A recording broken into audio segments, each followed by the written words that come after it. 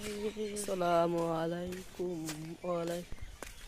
আজকে হইতেছি আমি নাঙ্গো ধান খেত দেখে নিয়ে আমাদের ধান প্রচুর কেমন ধান হয়েছে তেমন আপনাকে দেখামু। ধান খেত পরে পাইলামি বিশাল নাঙ্গো ধান খেত আছে। ধান খেত তারমানে কেমন হইব ভালো হইব নাকি ধানে যাওয়া হয়েছে। আমি একটা কথা কইবার চাই বুঝছেন কি, সামনে ধান খেত আছে না, আর এক মাস বাদে দেখবেন তাহলে না ধান খেত আমার নামে সব করে নিন চান। আপনারা ঠিক হবো না কি হবো, সব ধান খেত আমার নামে করে নিন।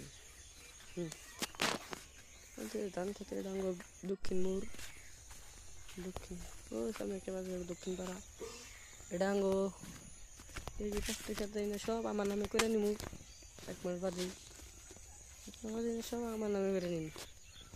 ধান খেত মাত্র সব আমার হবো। ধান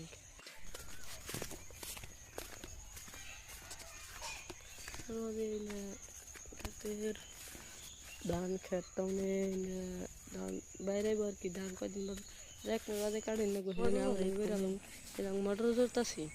আর মটর ওই জড়াং বাগার মাছ দুনিয়ার প্রচুর মাছ মটর জোড়ার লেগে ধান আনে যদি